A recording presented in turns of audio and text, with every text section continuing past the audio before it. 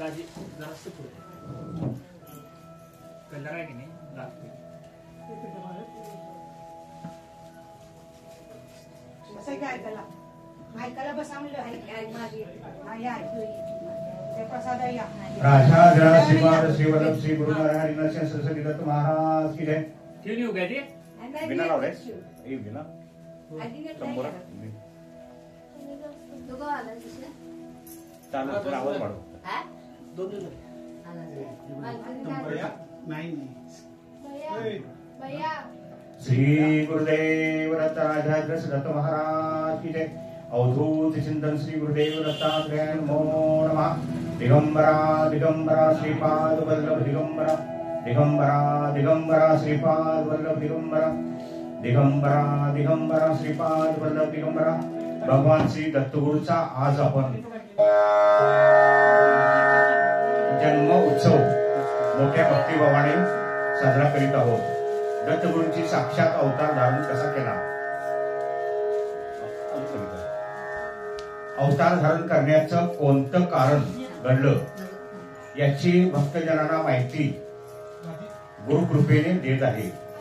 तर ही जी कथा आहे ती सावधानतेने शांतचित्ताने श्रवण करावी। या जगाचा चराचर सृष्टीचा निर्माता निर्माणकर्ता पालनकर्ता लयकर्ता एकमेव ईश्वरच आहे। या दृश्य जगताचे चलनवलन या संपूर्ण ब्रह्मांडाची उत्पत्ती जीवाची उत्पत्ती सृष्टीची उत्पत्ती त्या परमेश्वराच्या ईश्वराच्या मायेनच होते। हा परमात्माच्या मायेनं प्रभावानं आदिशक्तीच्या चैतन्य रूपाने निर्गुण सगुण बनतो। निर्गुण म्हणजे सर्व जगाला ब्रह्मांडाला व्यापून राहिलेली जे चैतन्य तत्व आहे ते स्वइच्छेने सगुणाने अवतरते। म्हणजेच ईश्वर पूर्ण निर्गुण अदृश्य रूपातून मानव सदृश रूपामध्ये अवतार धारण करत असतो। ईश्वर विविध माया शक्तीने विविध रूपे धारण करत असतो। लोकांच्या कल्याणाकरता धर्माच्या संरक्षणाकरिता पृथ्वीचं संतुलन ठेवण्यासाठी भगवंताच्या सगुण रूपामध्ये परमेश्वराला अवतार धारण करावा लागतो। सगुण रूपामध्ये ईश्वर भक्ताला दर्शन देतो। देव भावाचा भुकेला आहे। देव सदैव रममान होणाऱ्या भक्तासाठी आहे। भक्तासाठी ईश्वराला दर्शन द्यावे लागते। ईश्वर भक्तांना अंकित राहून त्याचे जीवन कृतार्थ करतो। भक्ताला आपल्या मूळ प्रकृतीमध्ये सामावून घेतो। मनुष्याच्या कल्याणासाठी मनुष्याला मार्ग दाखवण्यासाठी ईश्वराने दत्तगुरूच्या रूपामध्ये अवतार धारण केलेला आहे। भगवान दत्तात्रेय हे सिद्धांचे सिद्ध योग्यांचे योगी ज्ञान्यांचे ज्ञानी ज्या योगाने जीव आणि शिव एकत्र यांचे ऐक्य घडून येते अशा तत्वज्ञानाचा साधकांना उपदेश करून जीवन मुक्तीचा आनंद प्राप्त व्हावा हेच दत्त अवताराचं मुख्य प्रयोजन आहे। ब्रह्मतत्व विष्णू तत्व शिवतत्व यांनी युक्त असलेले भगवान दत्तगुरु त्रिगुण रूपामध्ये नटले व अवतार धारण केला। दत्त महाराजांचा अवतार हा पूर्ण अवतार आहे। दत्त महाराजांनी ज्या वेळेला अवतार धारण केला त्यावेळेला धर्माची हानी झालेली होती। वेद नष्ट होण्याच्या मार्गावर आलेले होते। कोणीही धर्माचं आचरण करत नव्हतं। या कलियुगाच्या प्रारंभापासून मानवाने धर्म मार्ग जवळजवळ सोडूनच दिलेला होता। अशा परमेश्वराने अवतार धारण करण्यासाठी हा काल योग्य आहे असं समजून भगवान अत्रि महर्षी माता अनुसूयेने कोटी श्री दत्तगुरूच्या रूपाने जन्म धारण केला। दत्तात्रेय हे स्वयंसिद्ध आहेत, सच्चिदानंद स्वरूप आहेत, परब्रह्म आहेत, अविनाश आहेत। दत्तगुरूंचा स्वभाव अत्यंत दयाळू आहे, भक्तांच्या हाकेला धावून जाणार आहे। दत्तगुरू जसे अविनाशी म्हणून प्रसिद्ध आहेत तसंच ते संचारी आहेत। श्री रामकृष्णाने अवतार कार्य आटोपून निज धावाला गेले। पण दत्तगुरु हे आज पण दिव्य देहानं कार्य करीत संचार करीत असतात. दत्त महाराज माहूर गडावर निद्रा घेतात, काशीच्या गंगेमध्ये स्नान करतात, पंढरपुरामध्ये गोपीचंदन, कोल्हापुरामध्ये भिक्षा घेतात, तुळजापुरामध्ये हस्त प्रक्षालन, मेरू शिखरामध्ये समाधी स्थान असा संचार करत अव्याहत त्यांचे कार्य आहे. अशा या सत्वशील दाम्पत्य अनुसूया अत्री मुनी यांची कीर्ती त्रिभुवनामध्ये पसरलेली होती. अत्री अनुसूया देवी यांचे केवळ नामस्मरण करताच क्षणी मानव पापातून मुक्त व्हावा असे दैवी गुणांनी युक्त होते. अशा या महान अत्री ऋषींचा आश्रम सह्याद्री पर्वतावर होता. त्यांच्या आश्रमाभोवती महान कल्पवृक्ष, लता, वेली, फळफुलं बहरलेले वृक्ष, निसर्गरम्य जलाशय व पशुपक्षी मुक्तपणे विहार करत होते. अशी तप करायला योग्य नयन मनोहर शांत जागेमध्ये आपला आश्रम स्थापन करून उभयता दोघेजण अत्री अनुसूया आणि आनंदानं सात्विक भानानं पुण्यकाल साधून त्या ठिकाणी राहत होती. एकदा नारद मुनी पृथ्वीवर फिरत फिरत अत्री मुनींच्या आश्रमामध्ये आले. तेथील पवित्रता, विशुद्धता, मंगलमय वातावरण पाहून नारद मुनी आश्चर्यचकित झाले. त्यांच्या मनाला इतका संतोष झाला की पृथ्वीवर इतरत्र कोठेही इतके पवित्र शांत स्थान आढळून आले नाही. आश्रमात पाऊल टाकताच समोर अत्री महर्षींना पाहिलं.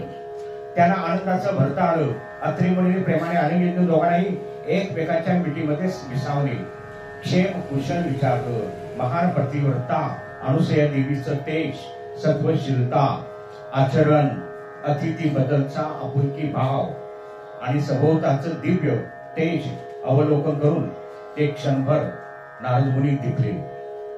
मनात म्हणाले, अनुसूया खरोखरच त्रिगुणामध्ये धन्य आहे.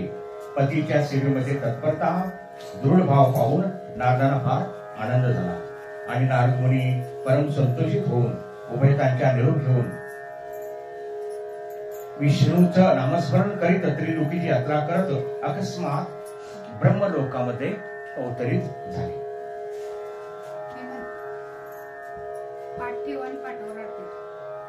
सर्व जग हरिभजनी रत हो असे भजन. तर शरद विनवी पिताजी तेव्हा ब्रह्मदेवाची पत्नी, नारदांची माता सावित्री देवी आणि ब्रह्मदेव नारदांना म्हणाले, नारदा, तुझे त्रिलोकामध्ये गमन असतं तेव्हा सांग वार्ता, तुला आश्चर्य आणि नवल काय सापडलं? तुला अद्भुत नवलपूर्व असं काही तुला पाहायला मिळालं असेल तर आम्हाला सांग, जे ते श्रवण केल्यानं आम्ही तृप्त होऊ. नारद विनवी पिताजी, तुमच्यावर सर्व ठिकाणी अधिक, तुमचे सर्व ब्रह्मदेव त्यांचं सर्व ठिकाणी अधिपत्य, मला का नवल विचारता? मी सप्त पाताळ स्वर्ग मंडळ पाहिलं. ज्या या मृत्यूलोकीचा खेळ काही अद्भुत अतर्क्य आहे. आपण सर्व जाणता आहात तरी पण आपली चरणी एक गोष्ट मी पाहिली, ती आपल्याला मी निवेदन करतो. ज्याप्रमाणे सेवकाला आपला स्वामी देव वाटतो, स्वामींच्या ठिकाणी दृढभाव विसरून सेवक आपले प्राण सुद्धा वेचतो, आपल्या स्वामीचा निश्चित मनोभावाने सेवा करतो. भक्त किंवा सेवक अशा भक्ताला मी धन्य मानतो. याचप्रमाणे ग्रस्ताश्रम धर्माच्या नुसार जो आपल्या दारी आलेल्या अतिथीचा सत्कार करतो, सेवा करतो, देवा समान सत्कार पूजन करून आपुलकी दाखवतो, तो ग्रस्ताश्रमी भक्तजन मला ईश्वराच्या समान वाटतो. नारद म्हणाले, फिरत फिरत अवचित मी सह्याद्री पर्वतावर गेलो. तेथील अत्री मुनींचा आश्रम पाहिला. त्यामध्ये अत्री मुनी आश्रम मला फार आवडला. धन्य धन्य ते तपोवन अत्री नामे तुला वंदन. निर्लोभ निर्विकार. तर अत्री ऋषींची भार्या महान पतिव्रता अनुसूया देवी किंचितची तिच्या ठिकाणी द्वेष भावना नाही. पती सेवेला तत्पर, सर्व प्राणी मात्रावर दया, जिव्हाळा अनुसूयेच्या ठिकाणी आहे. आणि तिचा महिमा मी काय सांगू.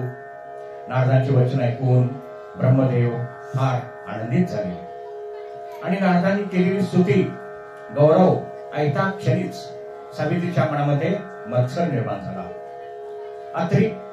आणि सावित्री देवी क्रोधी झाली, भाषण करत झाली. अरे नारदा, म्हणतोस तरी काय? सर्वांची निंदा करून तू अपराधी होत आहेस. आमच्यापेक्षा अनुसूया देवी थोर असं म्हणतोस. तिच्यासारख्या कोणी पतिव्रता आहेत की नाहीत? नारद मुनी म्हणाले, माते मजवर न कोपावे. माते जेथे शांती नाही, जेथे प्रतिव्रता नव्हेची काही. ज्या उमा लक्ष्मी आणि तू सुद्धा तिच्या दारी नासी शोभाल. हे नारदांची उत्तर ऐकून सावित्री देवी रागानं थरथर कापू लागली. दात करा करा खाऊन शाप उच्चाराला सिद्ध झाली. नारद मुनी म्हणाले, माते, मी जर असत्य वचन केलं असेल तर माते तुझा शाप मला लागेल. असं म्हणून नारद मुनी त्वरित कैलासचा भगवान शंकराच्या ठिकाणी निघून गेले. कैलास पर्वतावर पार्वतीच्या समवेत शंकर आनंदित होऊन सारीपाठ खेळत होते. एवढ्यामध्ये नारद मुनींची स्वारी त्या ठिकाणी आली. नारदांना पाहून शंकरांना फार आनंद झाला. शंकर म्हणाले, नारदा, तू महेश्वर, कीर्तीने तुझाच अधिकार, तरी भुकेलेला आम्हाला नवलकथा श्रवण कर आणि तृप्त कर. नारद म्हणाले, हे पंचवदना, गंगाधरा, दशभुजना, पन्नहरा, मी सगळं त्रिभुवन पाहिलं. धर्माधर्म, वैरागी पाहिले, योगी पाहिले, भोगी पाहिले, त्यागी पाहिले, धर्मी कर्मी सर्व पाहिलं. पण प्रपंचात असून सुद्धा मायेच्या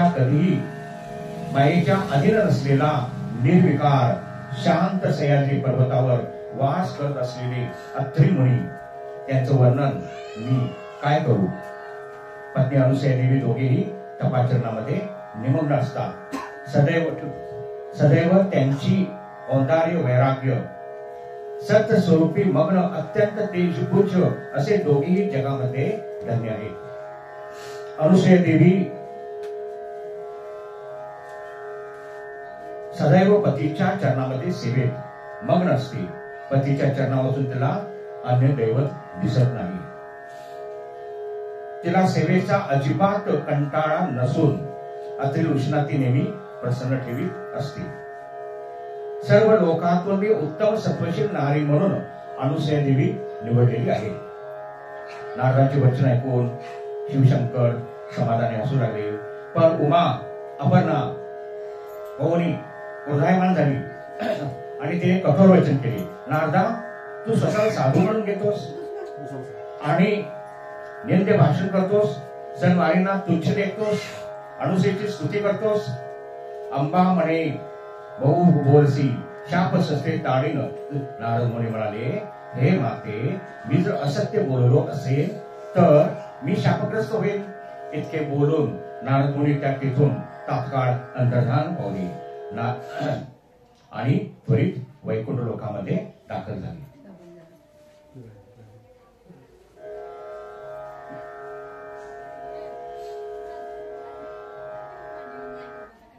वैकुंठ लोकामध्ये भगवान विष्णू लक्ष्मी समवेत पाहिले. नारदांना नमस्कार केला. विष्णूने नारदांना माझा प्रियकर म्हणून नमस्कार केला. सप्रेमे बोलता नारायण धन्य धन आजी दिलं. नारदा, तुझे दर्शन झाल्यानं माझं सर्व शील निघून गेलेलं आहे. नारद म्हणाले, तू सच्चिदानंद विलासी, तू ब्रह्म अविनाशी, तू अविट हिरण्यगर्भ, तू साकार पुरुषोत्तम आहेस. दोघांनी एकमेकांना प्रेमानं आलिंगन दिलं. विष्णू म्हणाले, बा नारदा, तुझे कोठून आगमन झाले? काही वार्ता पाहिली ऐकली असशील तर आम्हाला सांग. हे धनलीला मी प्रत्यक्ष डोळ्यांनी पाहिले. तर नारद म्हणाले, स्वर्ग, मृत्यू, पाताळ सर्व मी पाहिलं. तुझ्यात विभूती बऱ्याच ठिकाणी मला पाहायला मिळाल्या. प्रपंचामध्ये राहून परमार्थ बारोन्मत्त पिशाच्य अवस्थेमध्ये महान आत्मे पाहिले, पवित्र नरनारी पाहिल्या. माझे मन यापैकी कोणत्याही ठिकाणी स्थिरावले नाही. सह्याद्री पर्वतामध्ये ब्रह्मसूत अत्री मुनी यांची तपाचरण करीत असताना मी त्यांना पाहिले. शांत विरक्त मूर्ती. त्यांची पत्नी अनुसया देवी ही परम स्वाध्वी आहे. पतीच्या चरणावर सारा देह झिजवत आहे. अनुसया देवी सद्गुण संपन्न आहे. एकही गुण न्यून नाही. तर याप्रमाणे नारदांनी अनुसया देवीची स्तुती केली आणि स्तुती गायली. भगवान विष्णू आनंदाने धन्य धन्य म्हणाले. एवढ्यात क्रोधाने लाल होऊन लक्ष्मी नारदांना म्हणाली, तो एकीची शिफारस केलीस, इतर स्त्रियांची तू निर्विचना करतोस. तो कोणते गुण त्यांच्या ठिकाणी पाहिलेस? तिची योग्यता काय आहे हे कोणी पाहिलं आहे का? माझ्या समोर तिची स्तुती करतोस तेव्हा तुझं चित्त चालवलेलं आहे असे दिसतंय. हे ब्रह्मांड शोधून पाहिले. आम्हा तिघी वाचून रमा, उमा, सावित्री, पार्वती यांनी आम्हा तिघी वाचून कोण थोर आहे असं बोलून लक्ष्मी नारदांना शाप द्यायला तयार झाली.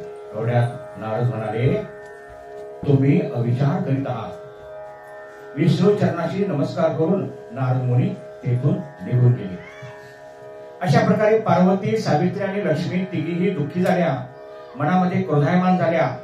आपल्या पतींना तीचकडे पाठवून तिचं सत्वहरण करायला लावावं, अनुसयाला मान खाली घालायला लावावी असा विचार त्यांच्या मनामध्ये आला. तिघांनी आपापसामध्ये विचार केला, नारदाचं वचन असत्य व्हायला पाहिजे. तेव्हा पार्वतीनं सुचवलं की आपल्या पतींना आपण प्रसन्न करून घेऊया. मग त्यांनी आपल्या वचनात गुंतून घ्यावं आणि आपल्या मनीचा हेतू त्यांच्या समोर प्रकट करावा.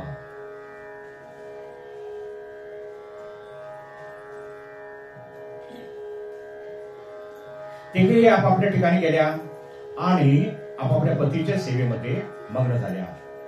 या प्रकारे तिघीची सेवा पाहून ब्रह्मा, विष्णू, महेश्वर परम संतुष्ट झाले. आपल्या पत्नीला म्हणाले, तुमची सेवा पाहून आम्ही संतुष्ट झालेलो आहोत. तरी तुमच्या मनामध्ये काय इच्छा आहे ती सांगावी. तेव्हा तिघींनी पतीच्या चरणावर विसावल्या, बोलल्या, स्वामी, नारदाने सांगितलेली अनुसूयेची स्तुती आपण ऐकली. तेव्हा आपण काही करून हरावी अनुसूयेची सत्व शक्ती. आम्हाला करावा आनंद, मग तो पाहू कैसा नारद, भर तैसी पोहोचला निवृत्त. स्वतःचे थोरपण तुम्हा समोर तिने काहीच दाखवले नाही. तेव्हा आपण अत्री, अनुसया बाळांचे कौतुक करावे. तेव्हा तिघीही आपल्या पतीचा विचार ऐकून रुसून बसल्या. वाईट तोंड करून त्यांनी अबोला धरला. निद्रा, आसन, आहाराचा त्यांनी त्याग केला. म्हणाल्या, आमची तुम्हाला कुठली गोडी असणार? नारदांचे बोल तेवढे तुम्हाला गोड वाटतात. शेवटी ब्रह्मदेव, विष्णू आणि शंकर यांनी विचार केला की हा स्त्रीचा हट्ट आहे. तेव्हा आपल्या पत्नीची मनाची इच्छा आपण पुरवावी.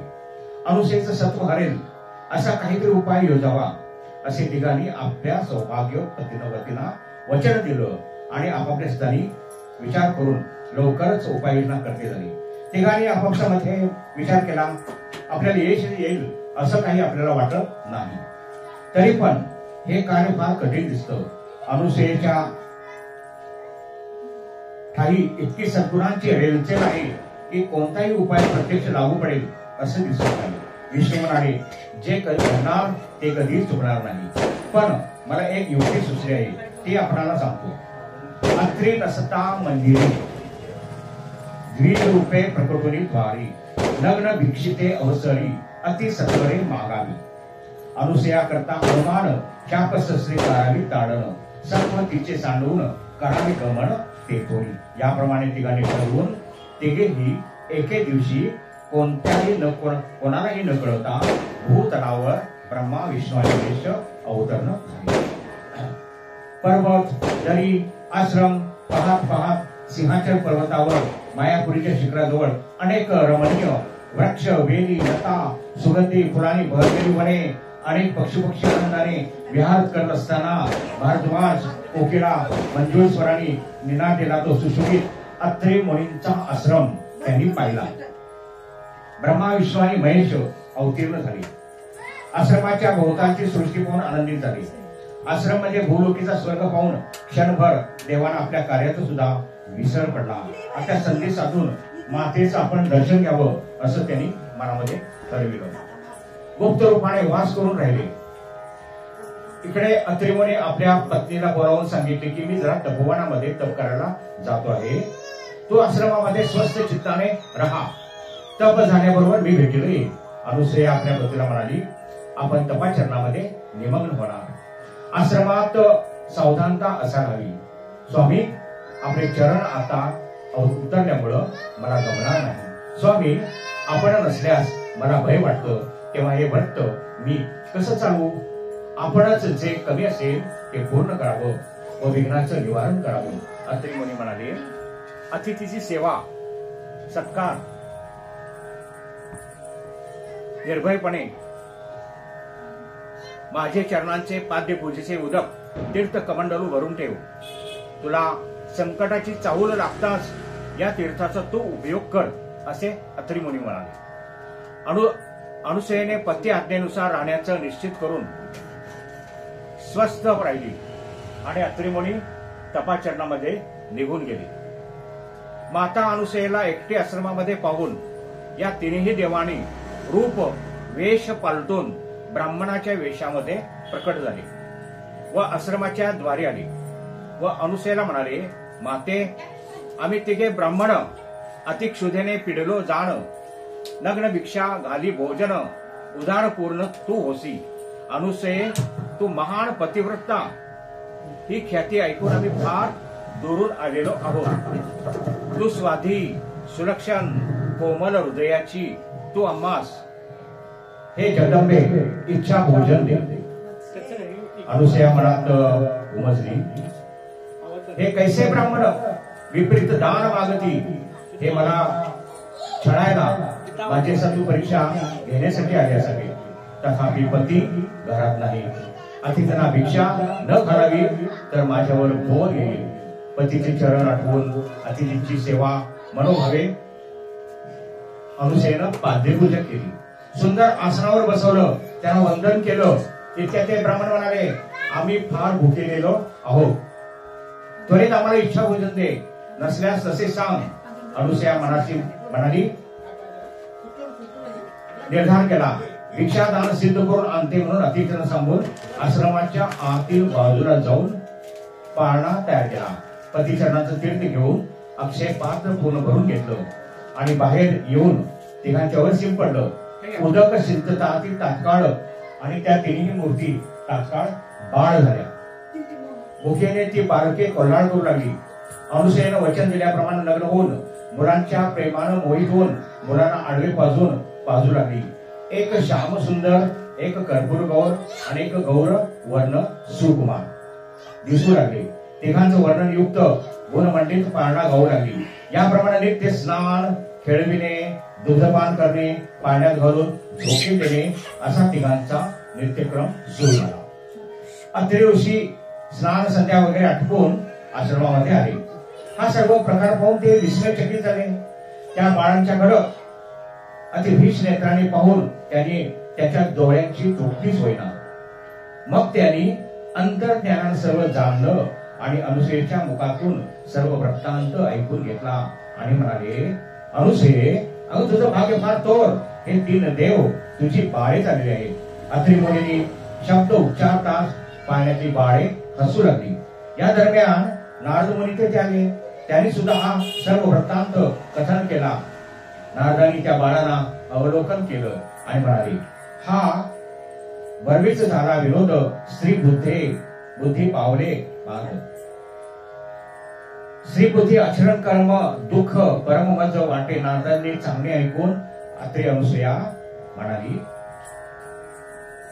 मुनी काय वार्ता घडली ते आम्हाला सांगा बरे. नारद मुनी म्हणाले माते मी आपली स्तुती कैलास भुवनामध्ये वैकुंठामध्ये केली आणि या स्तुतीने भगवान विष्णू चंद्रमौली शंकर आणि ब्रह्मदेव आनंदित झाले. पण त्यांच्या पत्नी गौरी लक्ष्मी या क्रोधायमान झाल्या, शाप वचन देण्यासाठी तयार झाल्या. मी म्हणालो, माझं असत्य असेल, सत्य वचन मिथ्या असेल तर मला शाप होतील, आणि त्या वेळेपासून या तिन्ही ठिकाणी मी जात नाही, दुरूनच दर्शन घेतो. माते, तुझ्या कीर्तीचं वर्णन ऐकून या त्रिभुवनामध्ये उधळून निघेल अशी या तिघींच्या गर्वामुळे त्यांनी गर्वहरण करण्याकरता ही रूप धारण केलेली आहे. अनुसयामुळे बांगडीश्वरा, का पितळा शिरविले, थोरपण कशाला हवं, हा अभिमान सुद्धा घातक आहे. नारदा, सर्वांच्या चरणाची लीन व्हावे असे मला आवडते. नारद म्हणाले, हे माते, आता असं कर, या बाळाला तू उद्देश धर, हा पाळणा तुझा खरा होईल. याप्रमाणे नारदानी बाळाला प्रदक्षिणा घालून नारद मुनी मुक्त झाले. याप्रमाणे अत्री अनुसया बालकांचे लालन पालन करू लागली. परमेश्वरी सावित्री रमा उमा बेचैन झाले. आपले पती आपल्याला सांगताना कुठे गेले त्या का परत आले नाही, म्हणून एकमेकीशी विचार करून चिंतातूर झाल्या. तिघींनी शेवटी विचार केला, नारदाशिवाय आपल्याला पतीचा ठाव ठिकाण आपल्याला लागणार नाही. नारदाने आपल्या जवळ अत्री अनुसयेची स्तुती केली होती, तेव्हा अनुसयेची आश्रमी तर ते गेले नसतील ना. नारदाची करणी कर्म करुणी वेगळा या तिघीजणी त्या तपोवनामध्ये तपाचरणाला बसल्या होत्या. ते नारदाची स्वारी अवतीर्ण झाली. नारदाला या तिघीने काकोतीने विनवण्यास प्रारंभ केला. नारदा, आमच्या हट्टाला पेटून अनुसयेचं सत्वारण करावं असा आम्ही पतीच्या जवळ हट्ट धरला होता, तेव्हा एके दिवशी आम्हाला न सांगता हे तिघेही निघून गेलेले आहेत. नारदा, आमच्या पतीपायी आम्ही अंतरलेलो आहोत, तेव्हा तूच आता आमचा उपाय योज, जेणेकरून आमचे पती आम्हाला भेटतील. नारद म्हणाले, अनुसयाच्या पतिव्रतेचा विचार न करता व्यर्थ अभिमान तुम्ही धरला होता. अनुसयाचे तप सामर्थ्य आणि तेज अजून तुम्ही पाहिलेले नाही. या सूर्याहून महान तेज आहे. या माझ्या भाषणाचा तुम्हाला राग राखरा, पण ब्रह्मा ईश आणि रमेश यांचे काय चालणार, तेव्हा आता तुम्हीच काय ते पहा. नारदाच्या त्या उत्तराने तिघीजणीला भीती वाटली. त्याची शरीर मॅन झाले, रडवल्या झाल्या. एक रुपया दाना देगा अमासी जाऊन या सेवा केली. अत्री आश्रमी शोधी त्या त्याप्रमाण माहून अत्री आश्रमी प्रकट झाली. बालकाच्या जवळ गेले. बालकी हसू लागली. नारदाने नमस्कार केला. अनुसयाला म्हणाले, देवी, वैकुंठ कैलास भुवन शुष्क झालेला आहे. सावित्री रमा उमा आपले पती नाहीत म्हणून चिंतातूर होऊन नेत्रातून अश्रू आणून बसले आहेत. तेव्हा त्यांच्या विनंतीवरून मी त्यांच्या पतीच्या क्रोधासाठी या ठिकाणी आलेलो आहे. हे ऐकून अनुसयाचे चित्त द्रवलं. आपल्या सुनांची स्थिती पाहून अनुसया सद्गतीच झाली. नारदानी तिघांची पत्नी, नारदा तू तिघेला त्याची पत्नी भेटो अशी अनुसयाला नारदाला म्हणाली. नारदानी त्यांच्या पत्नींना ठाव ठिकाणा अत्री मुनींच्या आश्रमात बालक रूपामध्ये आहे असं सांगितलं. त्या तिघे अत्री मुनींच्या आश्रमामध्ये पाठवून दिलं. तिघे अनुसयेच्या घरी आल्या. अनुसयेच्या पुढ्यात गप्प दिनवदन करून उभ्या राहिल्या. अनुसयेच्या पुढ्यामध्ये गप्प दिनवदन, तेव्हा अनुसयेच्या चरणी लागल्या. अनुसयेचे प्रथम पूजा द्रव्यांनी आदरयुक्त पूजन केलं अनुसयेनं. नंतर विचारलं, आपण कुठून आलेला आहात, आपली इच्छा काय आहे, आपण काय सेवा करू. आपले चरण आमचे झोपडीला लागले, आम्ही धन्य झालो. अनुसयेचं मधुर शब्द ऐकून खरोखरच ही महान प्रतिव्रता आहे अशी तिघींची मनोमन खात्री झाली. मग तिघी जणींनी जरा संकोचित म्हणाल्या, आमचे जे प्राणप्रिय तुमचे आश्रमी असती तेच देवनी सत्वर गती स्वपदा प्रती लावीचे. अनुसया म्हणाली, तिघींनी आपल्या खऱ्या रूपामध्ये प्रकट व्हा बरे. तिघी आपापल्या रूपामध्ये प्रकट झाल्या. लाजेने चूर झाल्या आणि ढळाढळा अश्रू रडू लागल्या. अनुसयाला आलिंगन दिलं. आता जास्त अंत पाण्यामध्ये अर्थ नाही असं समजून अत्री मुनी म्हणाले, अनुसये, आता आत जाऊन त्यांच्या पतींना तू भेटवी आणून त्यांच्या कांता. लगेच अनुसया आत गेली. तिघींचे स्वर्गीचे सुकुमार पुढे आणून ठेवले. एकमेकी बालकांच्याकडे पाहून संभ्रमामध्ये पडल्या. बालक रूपामध्ये असलेले त्यांचे पती त्यांना ओळखता आले नाही. त्यांनी अनुसयाला प्रार्थना केली, जही आमुचे आम्हास उचलून न पाही आमचे शहाणपण तोषवी मन आमुसे. तेव्हा अनुसयेने बाळे निहाळली आणि त्यांची बाळे एकमेकांना, तेव्हा बाळके रडू लागली. तेव्हा तिघी ओशाळल्या. नारद म्हणाले, मातासी, आता आपले धनी तुम्हाला मिळाले तर तुम्ही आपापल्या स्थानी निघून जा बघू. तेव्हा तिघी म्हणाल्या, हे तर फार लहान सुकुमार आहे, दैवी रूपांतर करण्याचा अधिकार आम्हाला नाही. तेव्हा अनुसेला त्याने पुन्हा प्रार्थना केली. अनुसेया प्रसन्न झाली. तिने स्वामींचे चरण पुन्हा वंदून पुन्हा तीर्थ त्या बालकांच्या वर शिंपडलं. उदके करुणी सिंचता पूर्ववत झाले अवचिता. तिने बालके आपल्या मूळ स्वरूपामध्ये प्रकट झाली. ब्रह्मा विष्णू महेश्वरांना पाहताच देवीने नमस्कार केला, जय जयकार केला. विमानातून पुष्पवृष्टी केली. अत्रि अनुसेने तिघांना अभिवादन केलं. स्तुती सुमनांचा वर्षाव केला. जय जयाजी पार्वती नमा, जय जयाजी नारायणा, जय जयाजी सृष्टी करा दयासागरा. तिघेही अनुसेनेवर प्रसन्न झाले. मग म्हणाले, त्यावेळी अनुसेया म्हणाली, देवा मी दुसरे तुमच्यापाशी काय मागणार?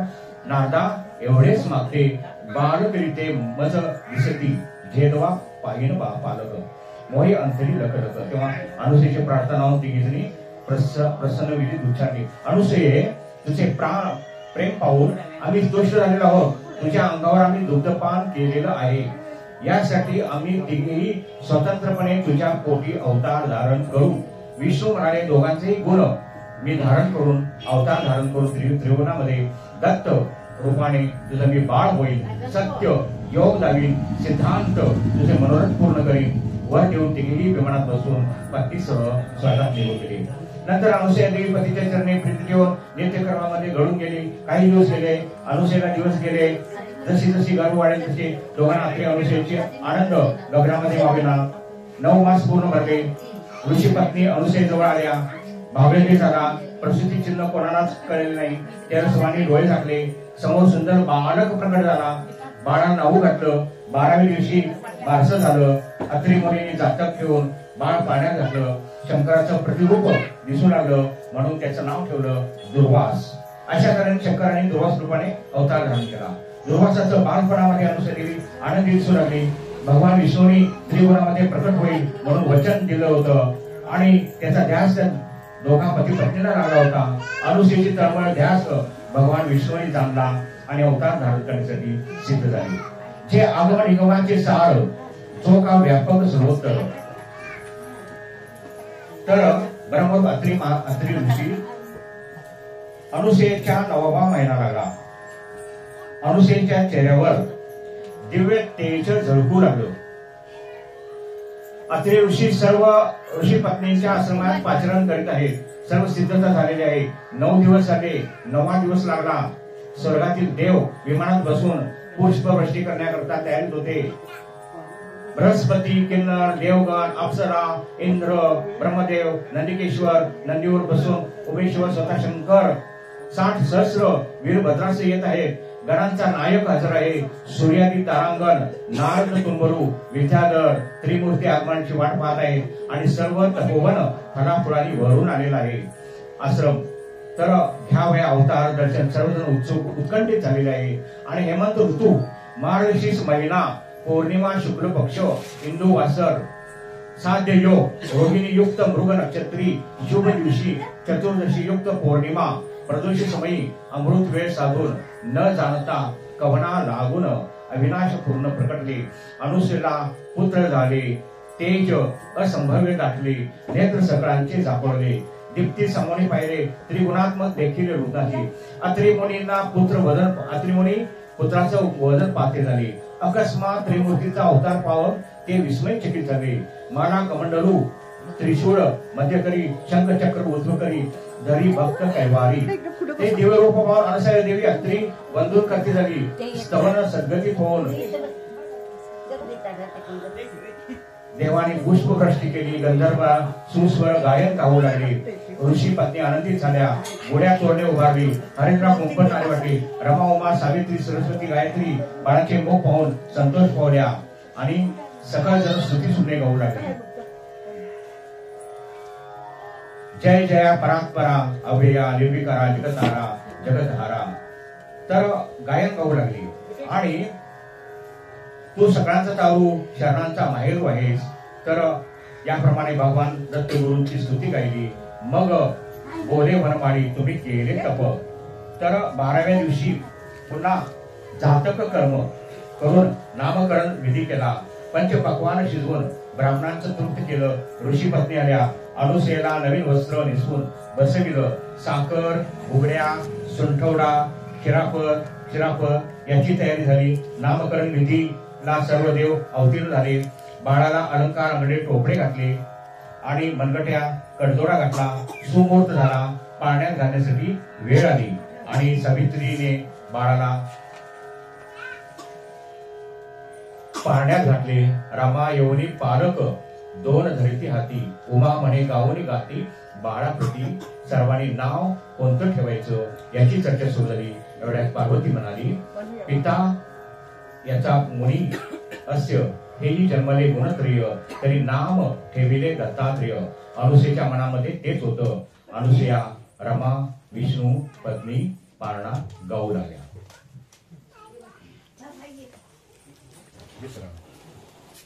हा, माहिती आहे.